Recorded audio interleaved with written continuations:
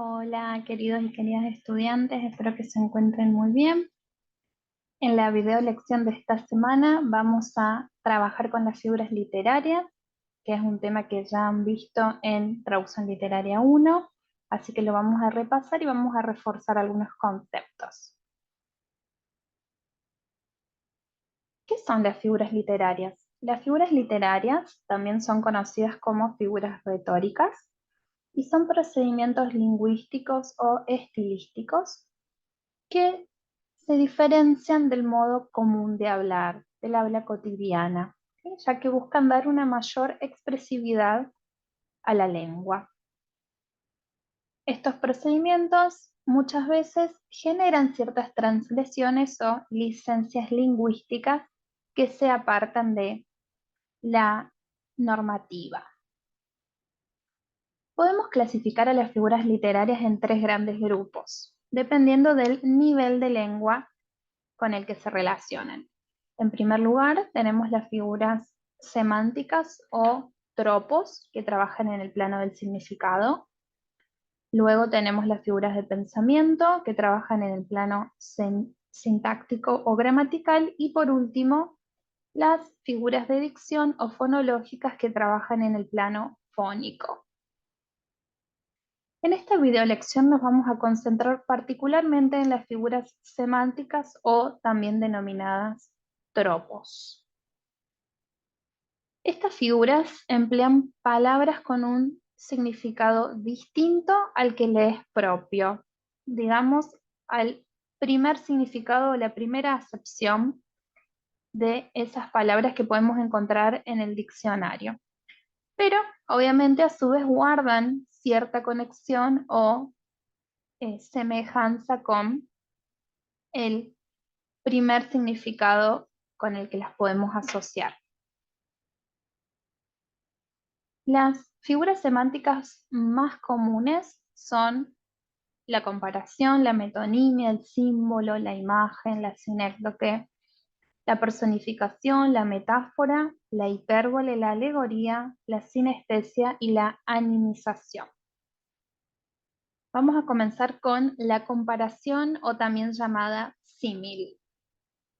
La comparación establece una relación entre dos ideas u objetos, los cuales están unidos siempre mediante una conjunción comparativa. Esta conjunción generalmente es la palabra como, pero también pueden ser otros conectores comparativos como igual que, parecido a, más que, menos que o semejante a.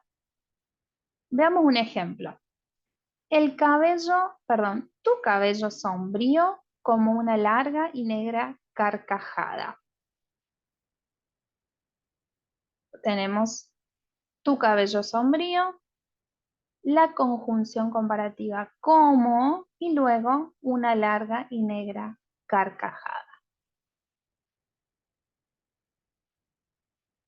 Entonces, analicemos bien este ejemplo. En una estructura comparativa siempre tenemos que encontrar tres ejemplos. En primer lugar, el elemento real, luego el conector comparativo y por último el elemento imaginado. Tu cabellera se parece a un manojo de espigas de trigo. Entonces tenemos tu cabellera, que es el elemento real, en este caso una frase verbal que usamos como conector comparativo y luego el elemento imaginado con el que hacemos la comparación. ¿Sí? Lo mismo podríamos hacer acá. Tu cabello sombrío es el elemento real, como el nexo comparativo y una larga y negra carcajada es el elemento imaginado. Bien, continuamos con la imagen. La imagen es una comparación implícita, porque en una imagen no vamos a encontrar un nexo comparativo. Veamos un ejemplo. Tu cabellera es un manojo de trigo. En este caso tenemos también un elemento real. No tenemos un conector comparativo, sino que tenemos un verbo Y luego el elemento imaginado. Tu cabellera es un manojo de espigas de trigo. La metáfora, ¿sí? Mucho cuidado y mucha atención a las metáforas porque, como habrán notado, las lenguas son sumamente metafóricas.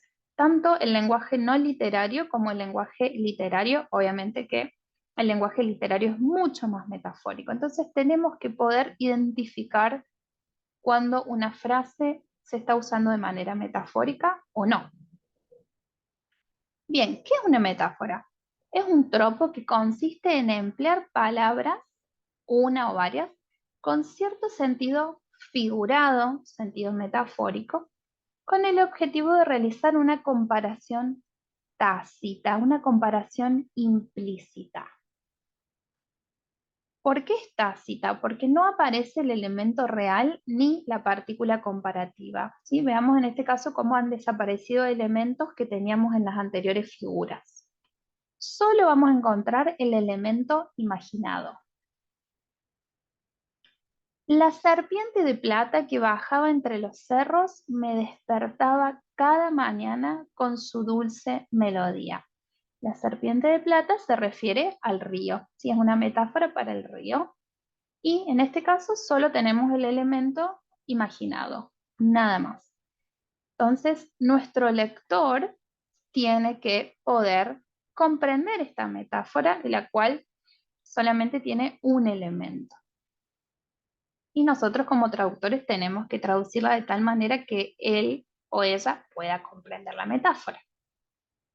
Pero para eso es muy importante que previamente identifiquemos la metáfora para que la traducción sea correcta y siga manteniendo este sentido figurado. Otro ejemplo. El manojo de trigo sobre su frente parece desordenarse aún más con el viento.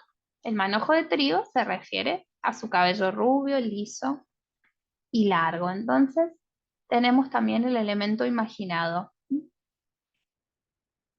el cual obviamente conforma la metáfora. Entonces tenemos un lenguaje connotativo y el lector debe establecer la relación imaginariamente. Continuamos con la sinestesia. La sinestesia tiene que ver con el uso entrecruzado de los sentidos, de los 5 sentidos, ¿sí? De la vista, el tacto, el olfato, el gusto y el oído. Entonces, lo que sucede es que se hace un uso, como dije, cruzado, ¿sí? Un uso que no es el común de objetos o entidades con distintos sentidos. Hay una mezcla, un intercambio de sensaciones. Por ejemplo, su mirada es dulce, ¿sí? Una mirada dulce. Eso es algo, obviamente, figurado, ¿sí? Porque la mirada no tiene sabor. Sus ásperas palabras me hirieron. Un suave paisaje de otoño. La suavidad se asocia con el tacto, ¿sí? Entonces, en este caso estoy asociando la suavidad con un paisaje, que es algo que yo puedo ver. Entonces, tenemos entidades que se asocian, típicamente se asocian con otros sentidos, entonces vean cómo estamos cruzándolas. El sonido azul de la trompeta. El sonido no tiene colores, ¿sí? Entonces hay obviamente una figura literaria. La metonimia. La metonimia es un tropo que consiste en sustituir un término por otro, pero obviamente hay cierta relación entre estos dos términos. La metonimia tiene distintos tipos. Puede ser la causa por el efecto, como por ejemplo, en su vida tuvo muchos cruces. Esos cruces se refieren a problemas, sufrimientos. Puede ser el continente por el contenido. Nos tomamos 3 botellas. En este caso, las botellas se refieren a la bebida, el contenido que tenían dentro, vino o lo que fuese. Materia por objeto, desenvainó el acero. ¿Qué es el acero? La espada. Entonces el material hace referencia a el objeto propiamente dicho. Lo abstracto por lo concreto, hoy canta la juventud, los jóvenes, lo físico por lo moral, es puro corazón, es decir, es bondadoso, es bueno, el autor por la obra, leí a Shakespeare, entendí a Einstein, ¿sí? La sinécdoque. La sinécdoque es un tipo de metonimia, ¿sí? Una subclasificación, que en este caso se establece por una relación de la parte por el todo, o el todo por la parte, lo singular por lo plural, o lo plural por lo singular. Por ejemplo, pidió su mano. La mano hace referencia a, creeríamos puede ser una mujer. O el todo por la parte, dame tu teléfono, tu número de teléfono en realidad. Lo singular por lo plural, el chileno es flojo, como decir el brasilero es alegre, ¿sí? Uso la singularidad de una persona para referirme a toda la comunidad, a la pluralidad. Lo plural por lo singular, Chile es tierra de Nerudas y Mistrales. La hipérbole, esta figura que también es muy usada, consiste en exagerar los rasgos de una persona, una cosa o una situación. Por ejemplo, lo esperó durante 1000 años. Nadie vive 1000 años, ¿sí? Hay una exageración, un exceso. Y ahí es donde yace la literalidad, perdón, sí, lo literario en realidad. La animización. Esta figura consiste en dar vida a movimientos, a seres inanimados, ¿sí? Entonces, generalmente con características de animales o características que no son exclusivamente humanas. Entonces le damos características de animales a cosas u objetos, ¿sí? Por ejemplo, el sol aúlla su calor. Aullar es un movimiento, una acción que asociamos con los lobos, un animal. La luna cacarea buscando las estrellas. La luna no puede cacarear. El gallo, la gallina puede cacarear. La aurora abre los ojos. La aurora no puede abrir los ojos, sino que un ser vivo puede hacerlo. ¿Sí? Un animal o una persona. Entonces estamos transfiriendo esos movimientos propiamente de seres vivos, de animales en su mayoría, a entidades no vivientes. El símbolo. El símbolo es una figura bastante cercana a la metáfora que consiste en sustituir, en reemplazar una idea abstracta por un elemento más concreto. Por ejemplo, el laurel lo asociamos siempre con el triunfo, la paloma con la paz, la balanza con la justicia, ¿sí? Empleamos símbolos concretos para referirnos a sustantivos abstractos o realmente, sí, elementos abstractos, pueden ser sentimientos, cualidades.